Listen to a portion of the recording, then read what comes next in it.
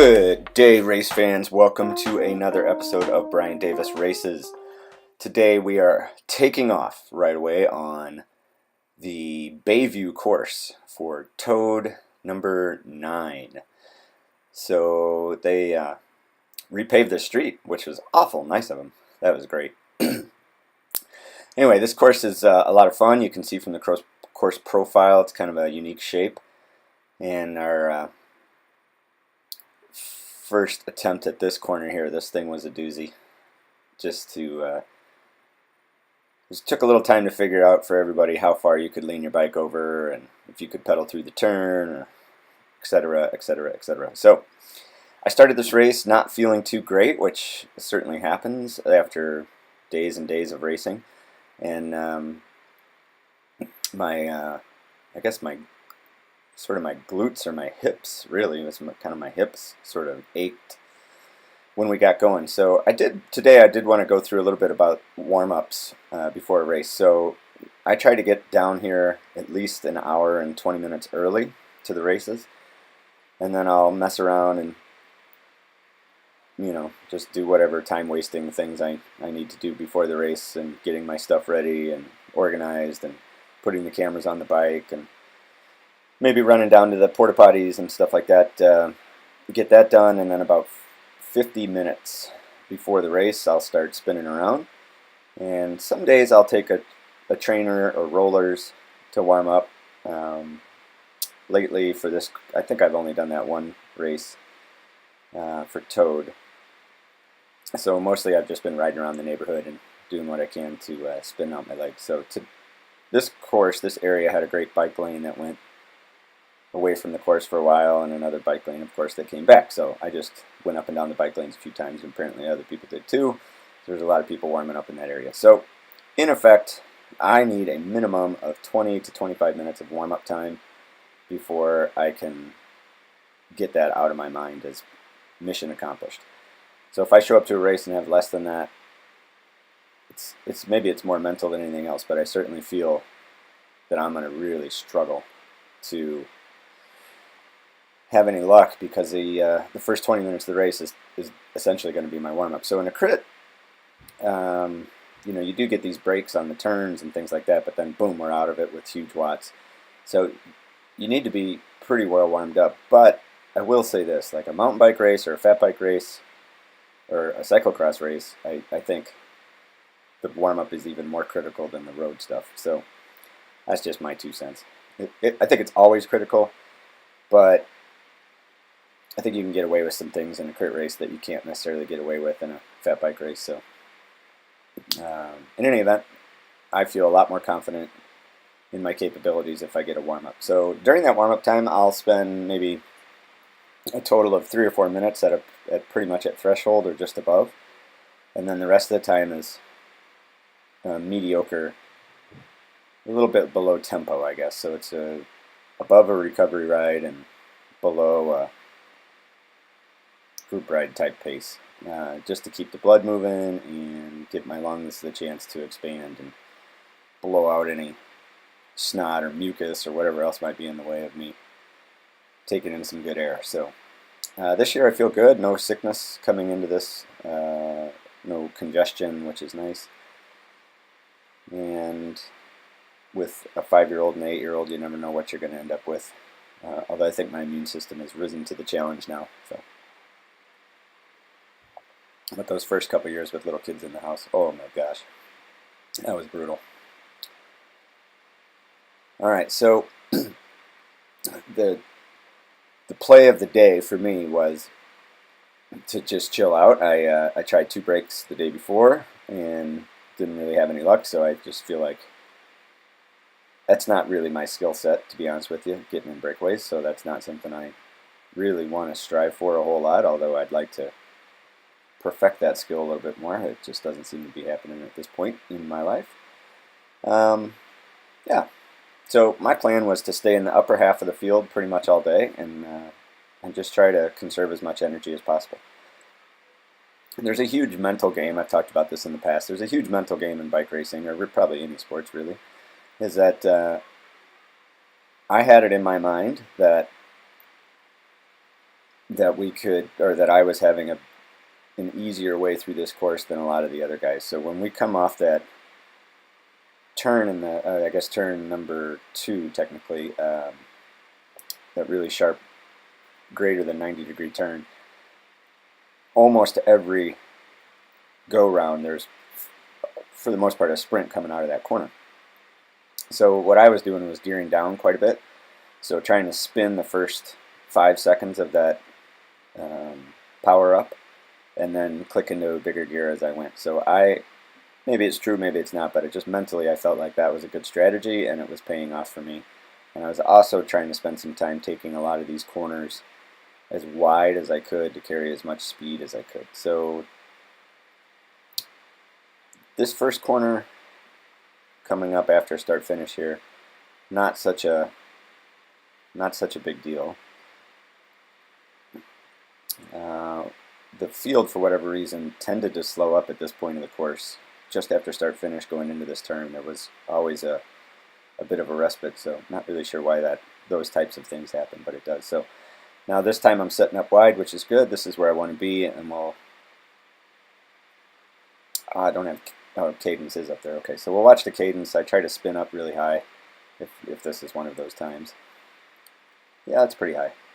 120 cadence. The guys in front of me are sprinting, full standing, sprinting, and I don't believe I stood up. It's hard to tell exactly what's happening in the camera. And then I would carry a little more speed over the top, and I could always pass 1 or 2 people going into this next turn. Now later in the race, I figure out that if I could figure out how to go wide in that turn and then worm myself over to the far side on that turn and take that one wide as well, that seemed to generate an awful lot of passing of people.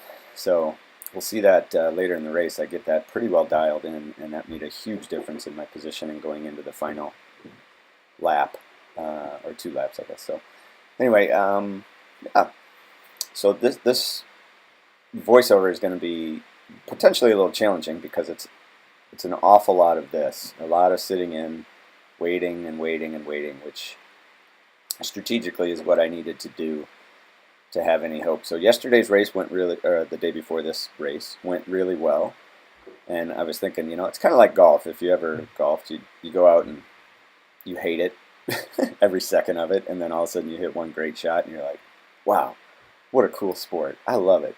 So that's how this went. So all week I've been struggling. Yesterday I had signs of life, and it just really made a confidence boost. And so my result in this race that you're watching now was the best I've had all week, and it could have been better, but I just sort of botched the last 2 turns of the race. But we'll see that, and feel free to fast forward if you like, or skip to the end. However, if you are watching this as a training video, there's lots of good corners to be sprinting out of, and it's a good opportunity to, again, mute my voice, play some fun music, and have a good workout. So that's part of my plan. The other part of my plan is if you were in this race, you can watch and maybe see yourself. That's cool. If you weren't in this race, or you're in a lower category at the moment and want to figure out what it looks like to move up, this is exactly what it looks like to be in the Masters 1-2-3 race at Tour of America's Dairyland. So in the past, people have asked me what Tour of America's Dairyland, or how it differs from the state series, the Wisconsin Cycling Association, or whatever state series you might be in. And my take on it is this. Essentially, it's like moving up a category when you show up to Toad. So if you are in the state series racing a 4.5 and you join the 4.5s in Toad, it's essentially like you just started racing with 2 3s or 3 4s rather. So if you're in the 3 4s category in your state series and you join the 3 4s category in Toad, essentially you're doing a 2 3 category, the equivalent of a 2 3 category in your state series. So everything sort of just ratchets up a pretty good amount of pace when you get in the Tour of America's Dairyland. And there's lots of reasons. There's people from all over the country, and then there's some crowds at some of the courses, and that just generates a lot more adrenaline for the racers when there's people yelling and screaming. It really, really helps. And the race that I'm on my way to today, the race after this one, Downers Ave, is probably the most widely known race of all the Tour of America's Dairyland Series, and it's pretty crazy. So I'm really looking forward to that, and the wife and kids are going to come down for that race, so that'll be the first race they've seen, I think, all year. So that'll be fun to have them yelling and screaming, "Go, Dad!" So you hear that a lot in the Masters category. Go, Dad! It's kind of fun. I think there was maybe one. Well, I know there was a wreck at the end of this race, but other than that, I think we were safe all day. I don't think we had any issues. So that's good. Yeah, everybody rode smart. There was a couple times I came in this gutter, at least one time I came in this gutter and a gentleman moved over for me, and another time I was up against the barriers and a gentleman moved over for me, and it's just that type of intelligence is nice to find in the Masters category. I'm pretty sure that if that were in the 2-3 category, I would not have been given much allowance. And it wasn't that I was trying to pass or it wasn't a critical time of the race, it was just sort of where I ended up at that particular moment. So I would like to thank those folks, whoever they are, that gave me a little more space to keep everybody upright. So this gentleman ahead of me apparently got wrapped up in the accident, so after the race he was pretty hot about, oh, there I slammed on my brakes. That was a harrowing moment. I was curious the people behind me if they freaked out about that, but I think everybody's alright. So actually both these gentlemen were involved in that wreck, I found out afterwards, or the wreck that occurs later. So and they're both 60 plus. I just, hats off, man. These guys are hammering right along with a bunch of pretty high caliber 40-year-olds. I know the gentleman in front of me is a past Masters champion, or maybe even a multiple Masters champion, national champion. So he's certainly got the chops and the experience to do what he needs to do. So this gentleman here in front of me is, got to be 55, 60 years old based on our conversation after the race, but he fell, crashed, and he wasn't upset about it. So it's just cool. It's just a cool thing about bike racing. If you really want to make it happen, you can stay at it for quite a long time. Yeah. Yeah. So yeah. Well, I think the story on that crash was somebody was trying to sneak through a barrier, and there just wasn't room to have that happen, and that caused a pileup. So I watched the last lap once or twice, and I don't think I caught it on the rear view what happened, but we'll see as we close in on that moment. And I don't know if you caught this in the beginning, but the duration counter on the footage is off for the race. We had a little bit of a delay starting, so I had the camera on for quite a while before we got going. It was about 5.5, 6 minutes. So we are actually more like 12 minutes into this race instead of 19, maybe 13 minutes into the race. So I bet what's going to happen is I'm going to oh, there it is. We were exactly 13 minutes into the race, and I was flashing my glove up there to remind myself that that's 13 minutes when the respite occurred, and you can see that big pooling of riders coming together. So my theory still holds that somewhere around the 12-minute mark, there's a ceasefire called, and everybody sort of relaxes in this Masters category. So if you can keep your head about you for the first 12 minutes, you know that it's going to relax. I shouldn't say you know it's going to relax, but that's been my experience all week, is that first 12 minutes, crazy, crazy, crazy, and then you get a good rest. So now that quote-unquote rest lasted from the start about a quarter of a lap, right? And now we're back hitting it pretty good. And so this whole race, I'm trying to watch the front and just see, okay, how far back am I? This is getting a little deep. We just had that rest. I might want to consider moving up, and you can see in the rear view there's only 7 or 8 guys behind me, so it's definitely time to move up. We did shred a few people off of this race. I don't think it was that many, but we definitely shred a couple guys.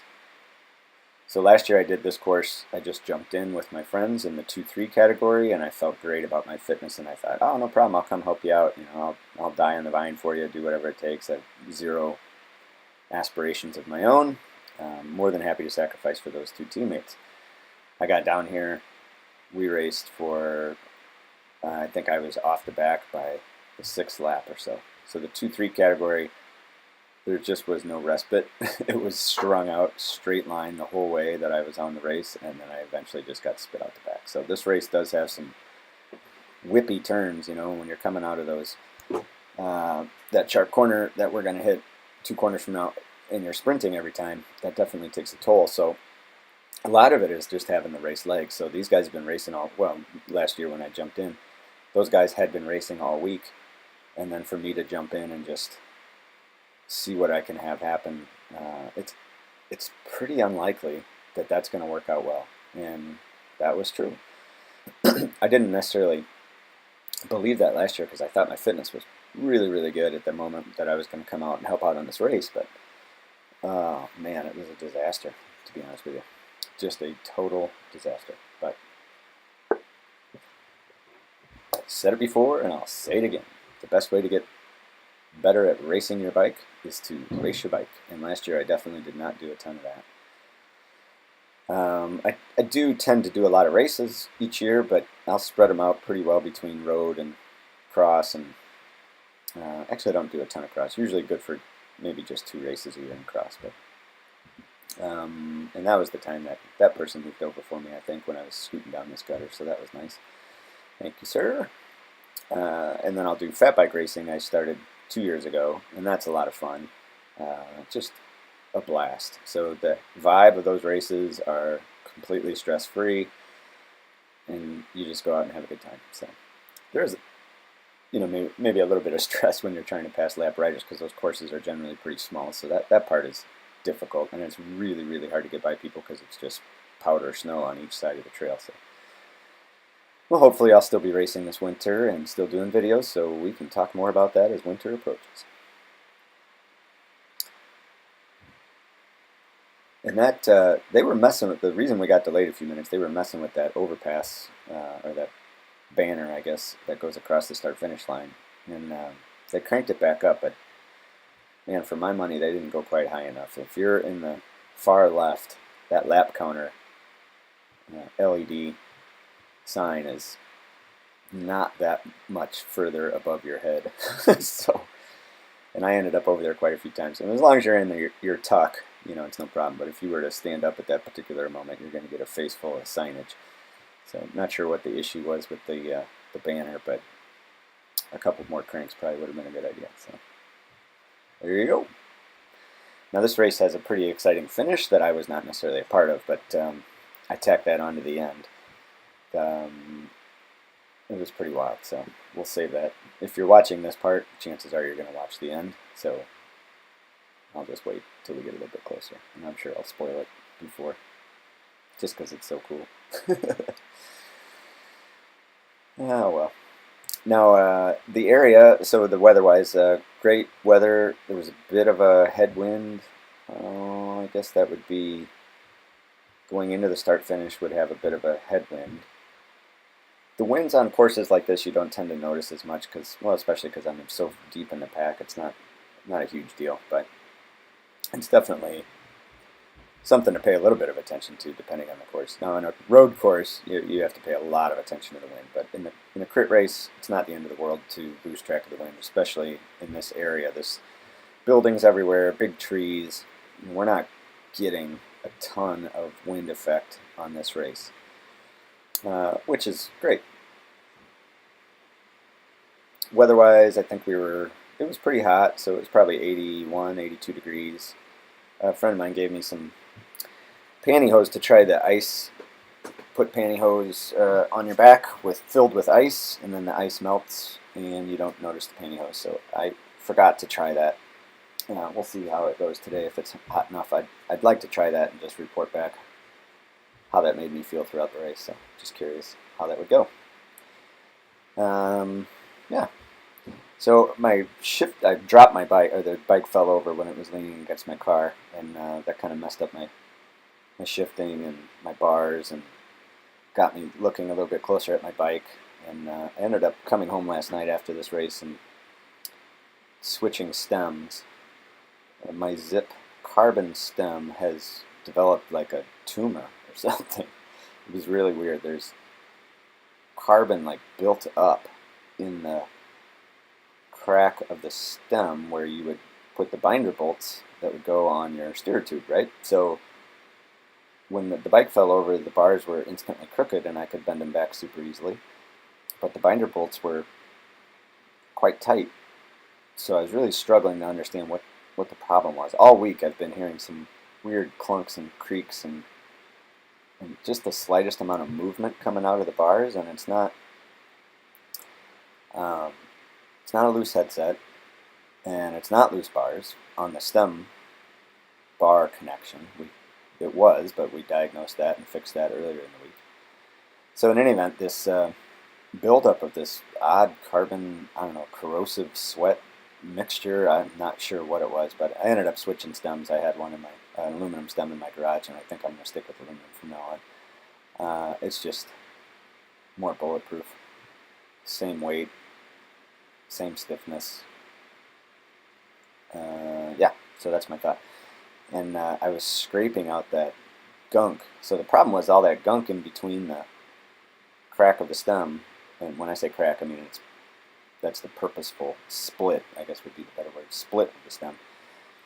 You could tighten the binder bolts all you want, but you're going to run into that material that's in the way, so it's not going to actually clamp down on the steer tube. So I switched it out and test rode a little bit, got everything straight, retightened up the headset, all that jazz, and I think we'll be in good shape today. It's just that, if anything, it's a confidence builder that it's just one less thing that's going to go wrong. So now that my bars won't move side to side very easily, which is good. That's what you want, right? Of course. So these mechanical things all week have sort of plagued me. You know, the bike that I would prefer to be racing is sidelined because of issues with the Campagnolo shifting. It's just not safe to ride. I'm not sure what the problem is there. My suspicion is that there's a compatibility issue between that year of Campy EPS and that particular year of Specialized Tarmac S-Works frame. And the bottom bracket just is not lining up to the spec that Campy is requiring for you to have good shifting. So the problem is when I get up and sprint on it, the chain falls off the big ring, and that's quite scary. That will kill you and definitely damage the people around you if that were to come off and cause a crash. So not a good bike to be racing. So then I got on my B bike, which is no shabby bike either, but it's just not the one I've been on all year, putting in countless miles, right? So not a huge deal. I can't say that it's affected me a ton, but the bike that I'm on now is definitely slower to spin up out of all these turns, and it's definitely slower to spin up out of into a sprint. So it's got a 404 and an 808 wheel set, and if you have been watching my race casts, I am falling out of love with that type of setup. I'd much rather have a lighter 303 at the most would be the route I would like to go for crit racing. I just don't think you necessarily need those deep dish wheels unless you're a breakaway type rider, and I am not. I'm more of a sprinter, and so I need to come out of each corner saving as much energy as possible, and I need to be out of a sprint as explosively as possible, and these deep dish heavier wheels are not the ideal solution for both those criteria, I think. I don't know. But, you know, it's definitely more to do with the engine than it is to do with the equipment, that's for sure. No doubt about it.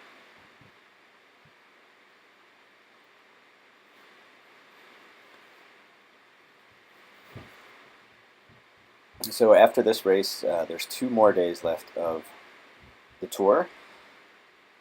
It's been a lot of fun. The driving back and forth to Milwaukee has not affected me as much this year. It just doesn't seem as painful. I think a lot of that is I've been listening to podcasts on the way down, so it's less frustrating than listening to crappy radio stations. So that's been good. Got to do more of that.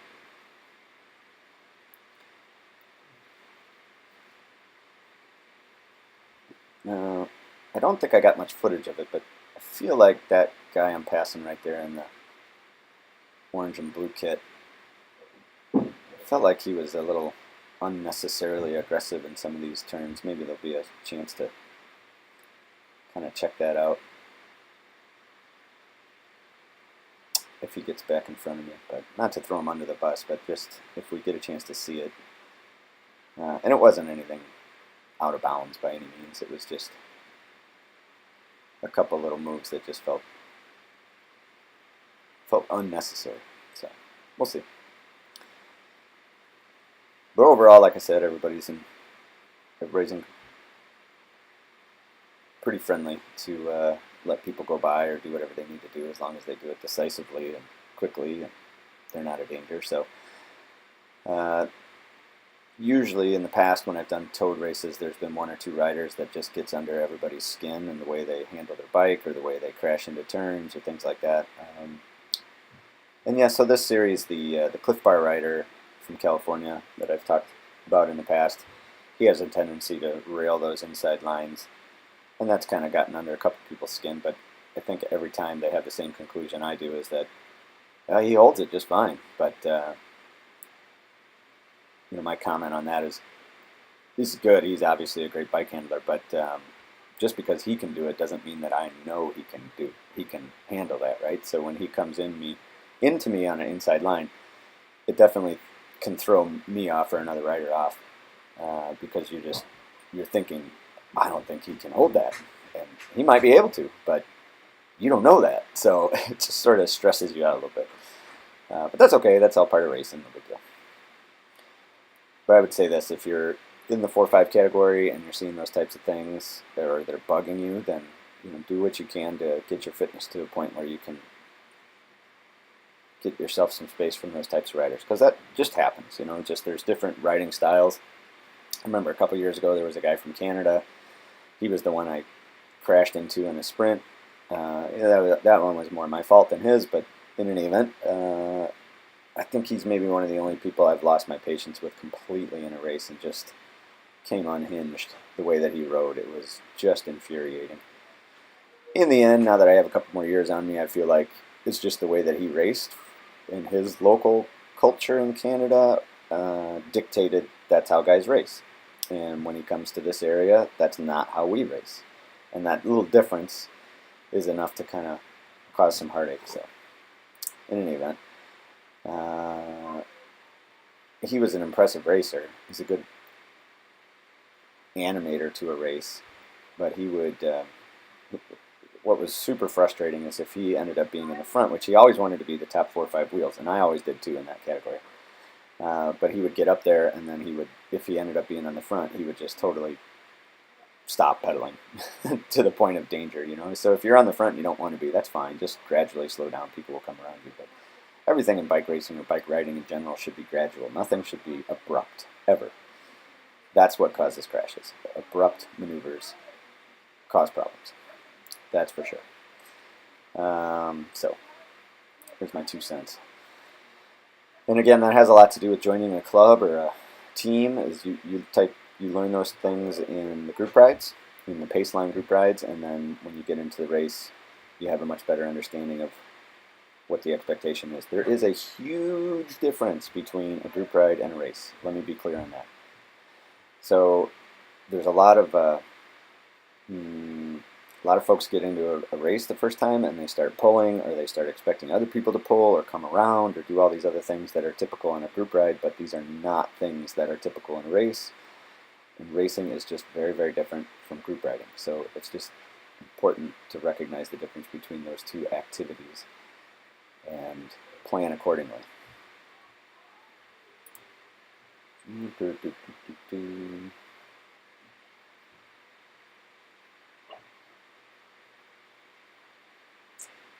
All right.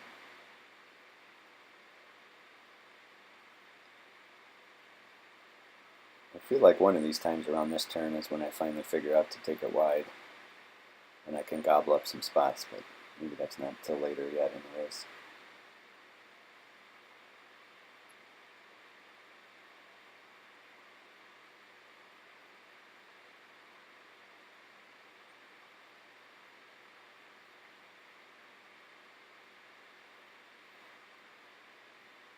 Okay.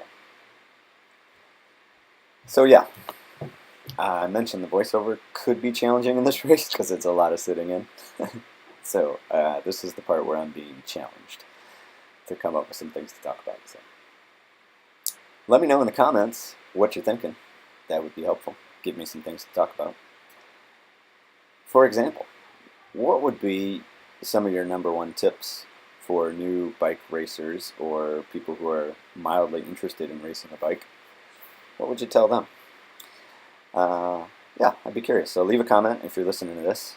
That will do two things. It will let me know that at least one person listened to the middle of this racecast, and it will help me understand what type of different tips are out there to give to racers. So I would appreciate both those pieces of information.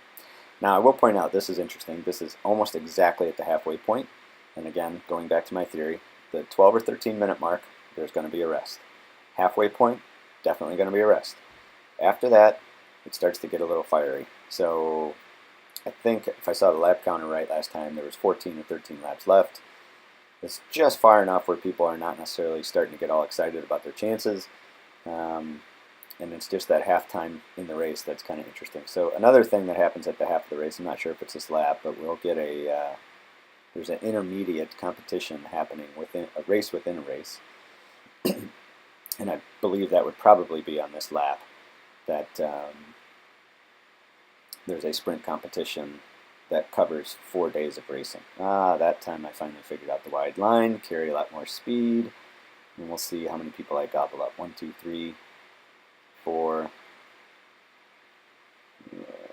5, 6. 6 people because I took that turn wide and fast, just like that. So, there you go. Right on. Good stuff. We'll see if we pick up the pace here on the miles per hour, if this is that sprint lap. I have no idea who's even going for that competition, so I'd be curious to know. It covers 4 days in our category, and I won last year, or 2 years ago, in the category I was in at the time, Masters 3-4. I did not even attempt to do it this year, but the payout on it is really strong, so I imagine there's some people interested in it. Ready? Well, friends, that was my son telling me that it was time to go get in the car and head to our race for Saturday's race at Downer. So the race that we're watching now was Friday's race. This is getting difficult on my brain to get all these races straight. It helps a lot if I can get the files processed quickly and do the commentary the next morning, but that didn't end up happening yesterday. So in any event, there was a 24-hour break there after you heard Dad. So if I repeat myself on some of the commentary, I sincerely apologize to you. I don't mean to cause you undue duress. So we'll see if I can get my head back here on the Friday race. So we're about halfway through this race.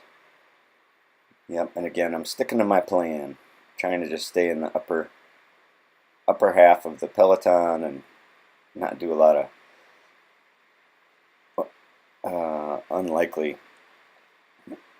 scenarios that don't necessarily fit my parameters. So there's something to think about, is knowing your strengths. So my strength is as a sprinter, although I have to say I might have to readdress that after racing with these guys. There's a lot of people that are just as fast as me on the sprint. That's concerning because that's always been my strength and not necessarily an endurance power rider that can sit out there at 400 watts for long periods of time. That will be something of a concern after this week as I approach next year's training, to put a little more emphasis on maintaining my strength of the sprint. So whether that's going to be strength workouts or plyometrics or more specific intervals related to sprinting, I'm not sure. I do have a coach, as I mentioned before, so I'll be giving her a full report on how the week went and we'll see what we end up with going into next year. Probably the biggest thing that I'm walking away from this year with is 8.5 hours is not going to cut it, and I need to work on having something left in the reserves after being at above threshold for the last lap. So I have to figure out a way to still be able to generate a sprint after being pretty gassed in the last, I suppose the last 2 laps is really the issue. But yeah, those are, I think, achievable problems to solve, or reasonable problems to solve.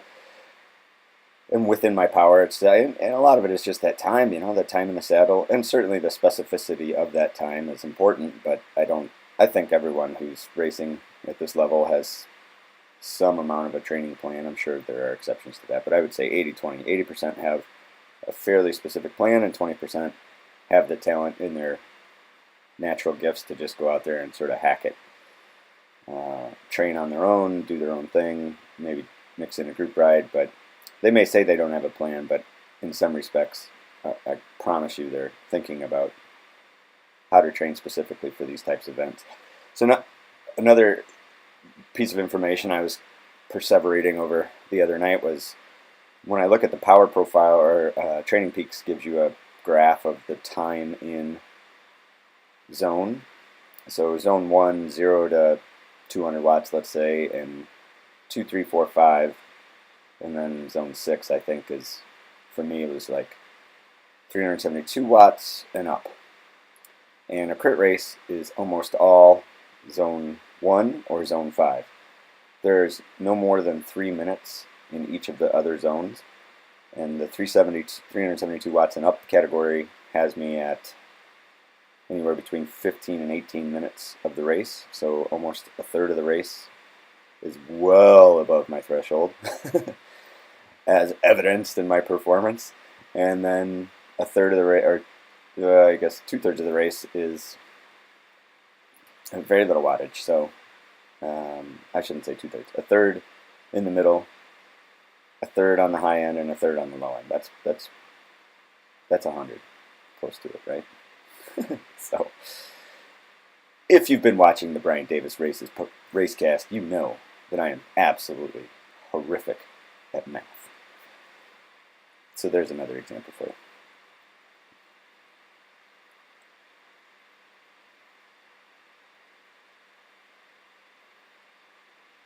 I'm curious if anyone out there is doing large file work.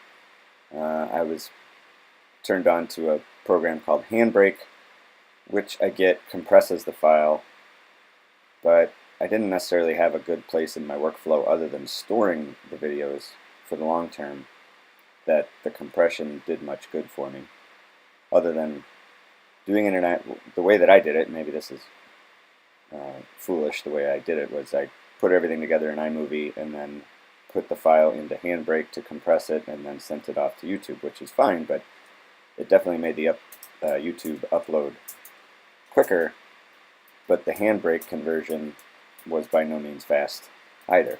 So I guess at the end of the day, I thought it was better off to just go straight to YouTube, let them compress it, let it take 6 hours to upload, and so be it. And it could be my internet connection too. I've definitely downgraded that over the years. I feel like I didn't need those high speeds, and I still don't. What's 6 hours to me? It doesn't really matter. So, as this is a unique week, right, with all these races back to back to back, and I don't think that's going to be an issue going forward, where I race every other week if I'm lucky. So it'll definitely take care of itself. I guess I'm not that concerned about it. What I am concerned about is getting more people to race bikes.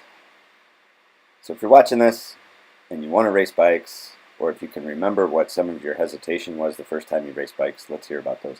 The first time, I was mentioning the story one of these days at Toad, the first time I guess it was yesterday, to my sister-in-law. The first time I ever saw a crit race from the sidelines, I thought, that is the most insane, dangerous looking, foolish endeavor I've ever seen in my life. I cannot believe these guys are doing it, but man, is it cool to watch. So this was before we had kids, and I called my wife from a nearby town away and said, "I'm down at this race. You got to come over and check it out." And unbelievably, she did. And she had the same impression I did. That is crazy. And now I have a good analogy for it. So I feel like if you were to stand on an overpass of a highway and watch a 4-lane highway, you can fairly surmise that there's no way there's not going to be an accident in the next 10 minutes, right? It just seems like all that speed, all those people driving their own little machines, there's for sure going to be a wreck. And in reality, it's fairly rare, I guess, for how many miles are driven by me versus how many accidents I've ever had on a highway, exactly 0, then it seems rare to me till it happens to me, I guess. Then I'll think differently. But in any event, once you're riding in it, it doesn't seem as crazy. Same with crits. So if you watch it from the sideline, it seems like it is absolutely bonkers insane. And then you get in it and you're like, oh, it's really not that bad. As long as you typically have the bike handling skills and the fitness to be desiring to race, there's a good chance that the other guys around you are in the same boat and everybody's got a fair idea of how to control their bicycle. Not always the case. Sometimes you'll get a triathlete that hops over, wants to try a bike race, which is great. I'm totally all for it. I don't mean to try to be elitist about the type of cycling you do. But I will say that traditionally, triathletes are not known for their bike handling skills, so they may have the fitness to be hanging in a fast group, but some of those bike handling skills just aren't there yet, so that can be a little frightening. And when I raced the category 4.5s before I was an old man, I could definitely see people like that had the fitness, either from maybe a college career in sports or whatever the case is. They just definitely had a huge motor. It's just the ability to move that bike around without scaring other people just wasn't quite there yet. So it takes time. And as I was mentioning before, you just need to ask. Ask for some help. None of these guys were born on a bike, right? So ask for help. And that's the nice part about joining a club or a team. So if you're in our area, you can check out Diablo Cycling on Facebook. That is the team that I race for. And great group. We're very, very strong in youth mountain biking. And we have faded a little bit on the roadside. Hopefully that'll start picking up again. Things kind of ebb and flow. We have a pretty decent cyclocross presence. And a handful of us race fat bikes. One of us raced his bike all the way across the entire flippin' country. This finished up last week. So the Trans Am bike race, our rider John Lester took second place in that race. And it's just epic on the order of actually deserving that word, right? It's just insane what he was able to accomplish in that race in general. Is just insane. I know, I keep coming back to this. I just can't wrap my head around it. I literally cannot wrap my head around how that race works. So, what do you do? Now, I told you we had a surprise coming at the end of this race. Well, it's a good one. And I still have to find the photo. We'll just say it came to a photo finish, and it was an interesting set of events that occurs after that. But I need to find that photo and throw that in the video so you can see the issue at hand, I suppose. So I will endeavor to have that in here by the time that part of our journey is upon us. There appears to be about 15 minutes left in this race. I'll try to get the lap counter next time because I tend to stick on this side of the course because I know I want to get the outside turn over here. And that lap counter, as I mentioned previously, is precariously over the heads of the riders, so we might be able to see it as we go by. Perhaps I should develop a little hand signal And when there's 5 laps to go, I flash the camera or something so we can sort of keep track. That sounds like a good idea, and it absolutely sounds like something I would forget to do. So don't hold your breath if that'll happen.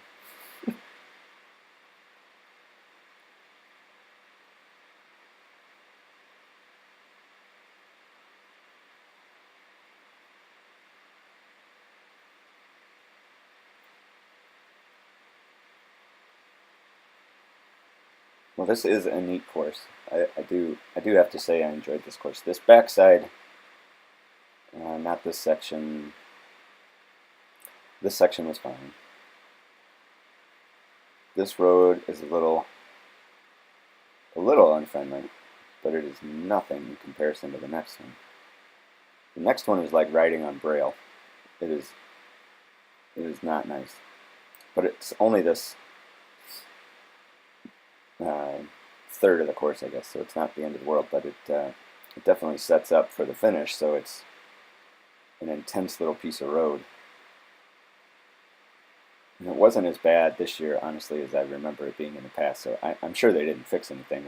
Maybe I'm immune to it after the East Troy experience of... I just can't see that there's 8 laps left, I think that sign said, so I just can't see myself doing that East Troy race again. It just destroyed my hands. And again, maybe I got the bars figured out in a way that it's not going to put my hands to sleep, but that course is just so insanely rough. So if you are with a Tour of America's Dairyland and listening to this, I would encourage you to rethink the East Troy streets. I'm fine with the town and all that jazz, but somewhere in that town there's got to be a smoother set of streets to facilitate a bike race. It's completely unpleasant. But the rest of the courses were not that bad. Even yesterday at Downer, I had this mindset that was a rough course, but it really is not that bad at all. So again, I think that East Troy one just ripped me apart. So here I go on the outside again. I'm gonna pass a couple riders on that. Spin outside again. If you take the outside line, you generally carry more speed, but you're at more risk of getting pushed out into the barriers or somebody slipping a wheel and taking you out, so there's a little more risk, but you get a little more speed. Do with that information what you will. The inside line, you have to slow down a little bit to clear the corner, typically, and you have to hit brakes a little bit more because you're a little more in the line of the other riders, and then when you come out, you have to hit it pretty hard to maintain your position. So coming out of that corner is 800 watts I just saw a second ago. That is an awful lot of watts every single time you come on the corner. This one was a pretty lazy corner. It's not even a 90 degrees, so we'll see. Nope, there's 900 watts. What do you say? A lot has to do with the flow of the race, too.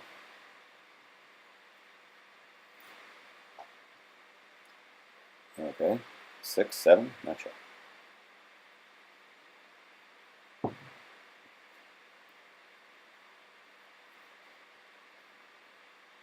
Pretty soon here, I feel like I'm going to move up, and I felt like in the race I was able to move up, so I'm never going to shake a stick at that, but at the same time I felt like it was a little premature. Maybe I could have waited another lap before I went up there. Because once you're up there, it's definitely a match-burning exercise.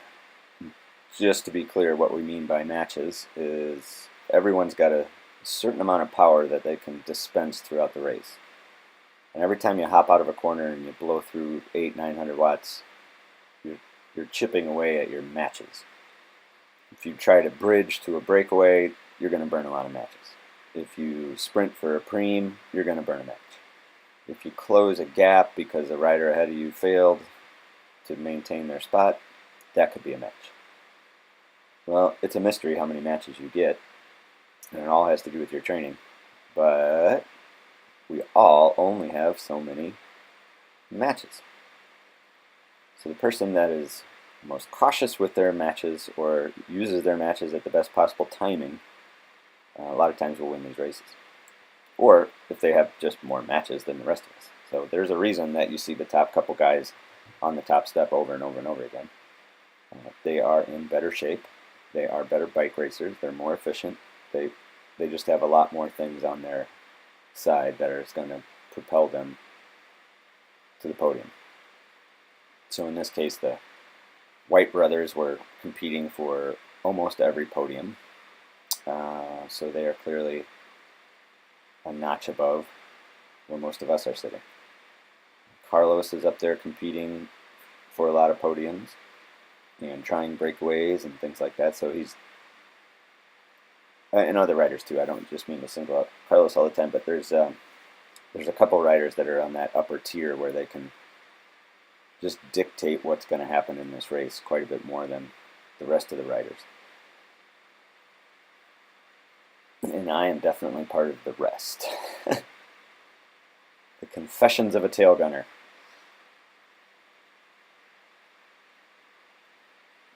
Oh well.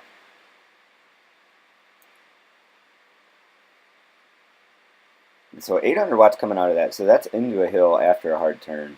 That's not so bad. I can live with that. And again, I felt like when I would come out of that turn, I felt fresher. I felt like I was getting out of that turn more efficiently than other folks. And that may or may not be true. I will absolutely never know that. But my impression is that that was the case. And my perspective on that is that if you think it, it'll be it. Right? So when I struggle with these last 2 laps, a lot of that's because I think I'm going to struggle in the last 2 laps. And that doesn't have to be the case. I could approach this race and say, I'm going to be dominant in the last 2 laps, and I choose to lead the field out, and I'm going to crush it. And there's a much higher likelihood that that'll happen if I believe that. Right? Not to get all metaphysical on you, but I'm a believer in the visualization process. So you'll have to bear with me on some of those thoughts on occasion. Now I'm a little deep in the field, I think, for this stage of the race.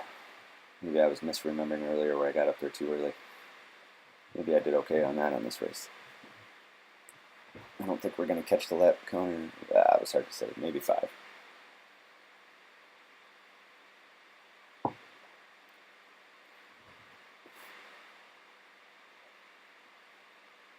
So this was Friday's race. I'm recording this on Sunday, getting ready to go down for the last race of the Tour of America's Dairyland. It's an interesting set of feelings. I'm excited to be done, but I'm also going to miss it. You always, I don't know, it's interesting. The beginning of the week, if you caught some of the earlier ones in the week, it was definitely going into some of these races with an air of dread, or at least commenting on them with some dread. And that seems to have dissipated as the week went on. I feel much better about racing. My legs are sore for sure, but they're coming around to be able to handle this pace. And yeah, I guess that's again another lesson for the 18th year in a row is if you want to get good at racing your bike, race your bike. So I hate to even say that because I thought I was trying to race more leading up to Tour of America's Dairyland. For instance, I did not do lacrosse. I've never done lacrosse. And that's an important 3-day omnium that's a couple weeks ahead of Tour of America's Dairyland with some really good competition from all over the region. I've never done that race. People rave about it. I should really do it. I think it would help a lot with my fitness going into Tour of America's Dairyland. But I have not yet done that. Maybe next year. Let's see if we can see if I can talk the family into coming to lacrosse for a weekend. That'd be fun, in theory. All right, what do we got here? 4 laps left. That one I definitely saw. Okay, 4 laps. Let's see where I end up in things. Now, thinking about that, I have 4 laps to go. I'm okay where I'm at. Not so worried about that. I might start chipping away a couple positions going up this hill because there's a lot of guys in this field that are having the same thought I am. Like, oh, 4 laps to go? I don't feel that bad. Maybe I'll get a decent position today. Let me see if I pick anybody off coming up this hill. See if I stay on the power. Oh, I got 1. 1 is not going to get me very far. And then look behind me. There's huge gap past that CZ Velo guy. So, I mean, in all honesty, I am on the tail end of any sort of contention in this field. That's not awesome. I need to be a little bit further up if I want to place in a top 10.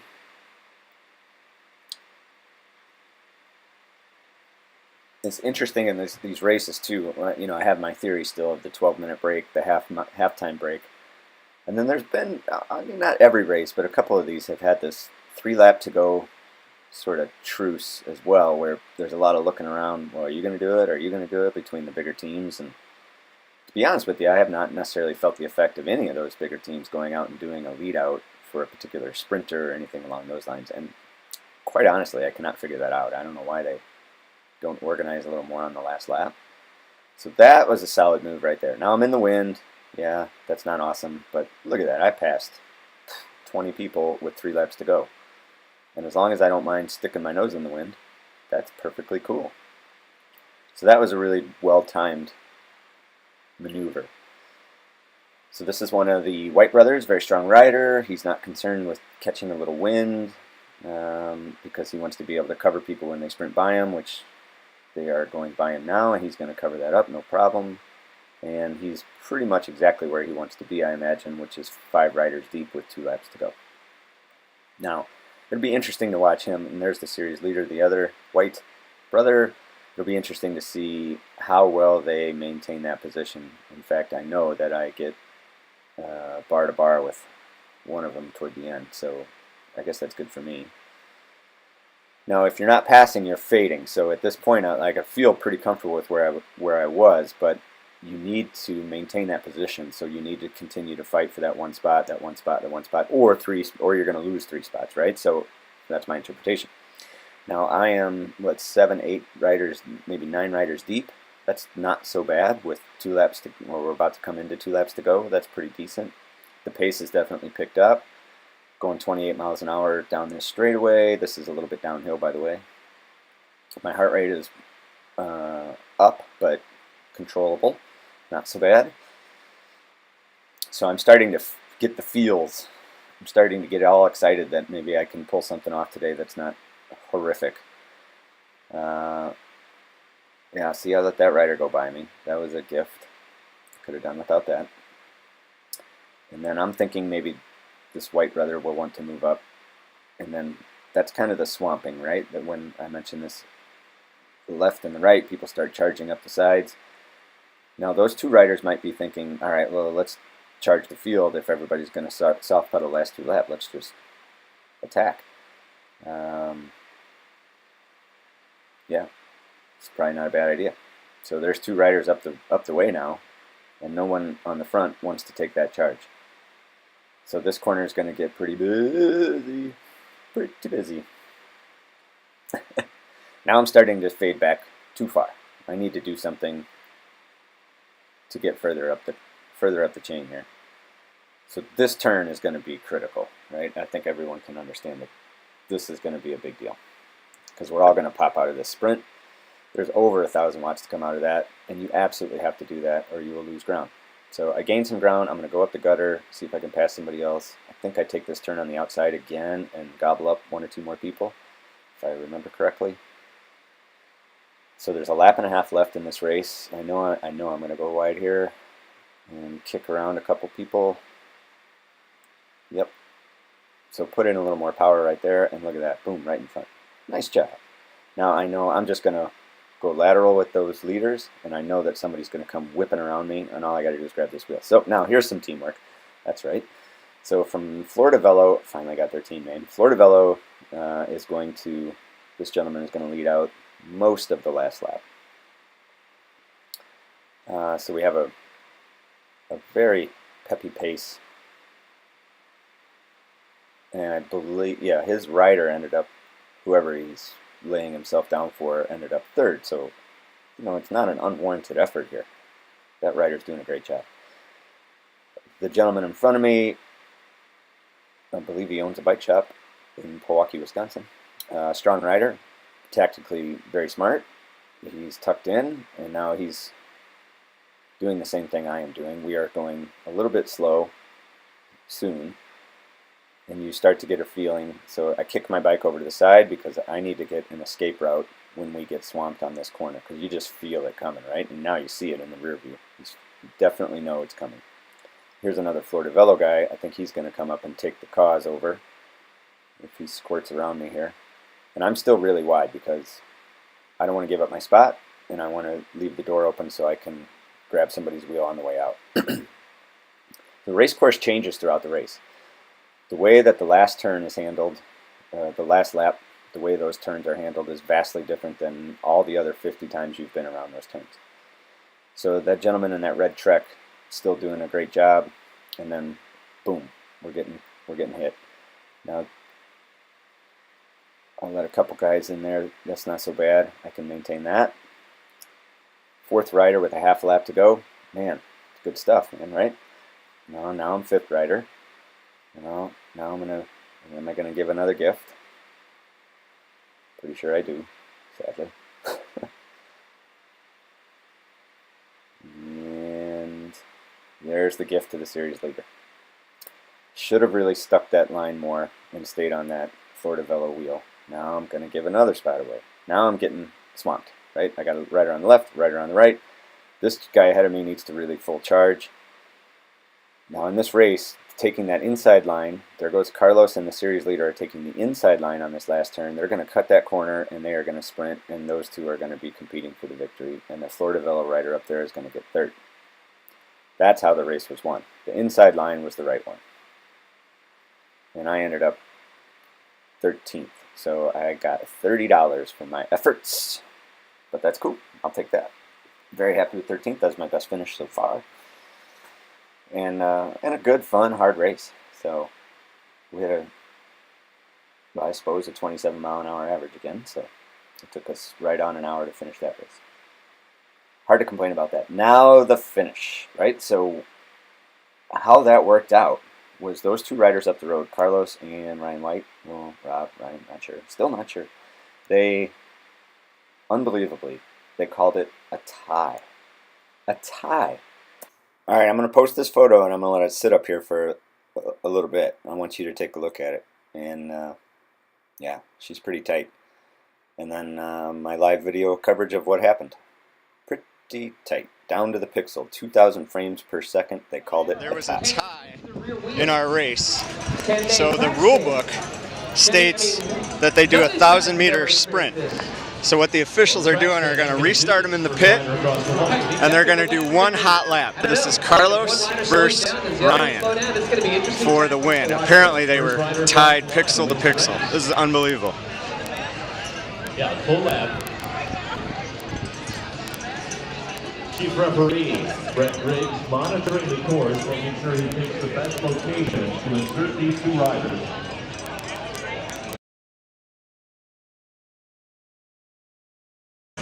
All right, Carlos is cranking. Come on, Carlos!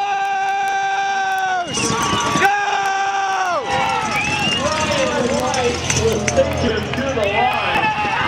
A first time ever. All right, Ryan got him. Not by much, but Ryan got him. That was awesome. That was awesome. Two riders tie in a criteria. Oh man, that was cool. Sprint off to determine your champion. Bike racing needs more of that. That was awesome. How cool was that? I was just, I was blown away by that. I just thought that was the coolest thing ever. So, yeah, it stinks to be either one of those riders, I guess, to have it come down to that kind of strange situation. But as a spectator, loved it. It was awesome. So, anyway, just want to thank you for watching the Brian Davis Races Racecast. If you get a chance, please, please, please subscribe or leave a comment and let me know that you're watching. That means a lot to me that someone out there cares what they're seeing, so that's awesome. And I will carry on with 2 more Tour of America's Dairyland posts coming up. And then after that, state championships for crit and road perhaps. And we'll see what other races I can sneak in as time allows. So I'm off to Ohio with the family for a week. And it is really hard to find a race in Ohio, I will say that. Not that my family would be too excited about me doing it, but I'm not finding any. So if you know any races in Ohio, first week of July 2017, hit me up. Talk to you soon. Bye.